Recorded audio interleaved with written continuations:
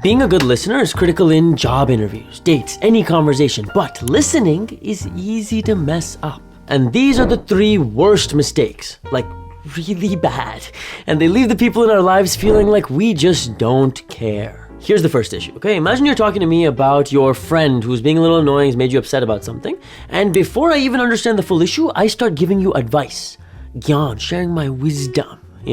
Almost as if I'm showing off. Look at how well I've listened to your words. This is mistake number 1, listening to reply. This is nuts. When someone's talking to us, after just a few words, we start tuning them out, right? Because we're already formulating our reply. Oh, this is what I think. Oh, this is such a clever point. I gotta say it. And this tuning out comes at the cost of actually understanding what's going on. But if we shouldn't listen to reply, what should we do instead? Well, psychologist Carrie Rusnak says instead we should listen to learn.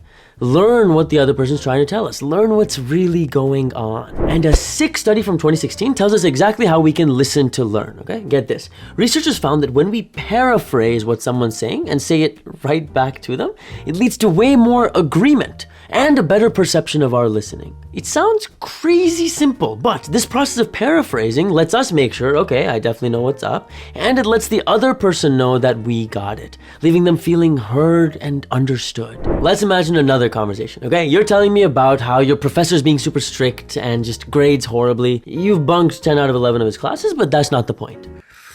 And as you're talking about your professor, you notice my eyes are looking around the room. I'm like fidgeting, I'm replying to a text message. It sounds pretty atrocious right now, but this is genuinely how some of us act with the people we love. And this is mistake number 2, roaming attention. And it shows in so many ways. A 2021 study found that eye contact signals shared attention. Okay, so if my eyes are going all around the room, then you're gonna feel like I'm not paying attention to you, even if I was listening to every word. And get this, a 2014 study, I have this one up on my wall, found that if I'm listening to you and I'm holding a phone while doing it, you're gonna feel way less empathy from me no matter what I say. And a note to some people in my life, this study was called the iPhone effect, not the Android effect. So how can we avoid making people feel like this? We gotta put away the distractions.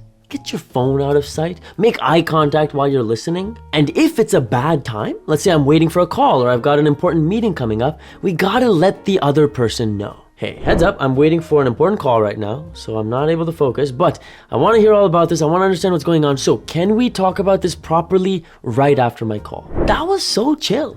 It's way better to reschedule and give our full attention later than sit through this and be a horrible listener now. And finally, the worst offender on our list, you're gonna cringe at this scenario. This time you're telling me about your group project, how your teammates have dumped all the work on you, and I say, man, I really get what you mean.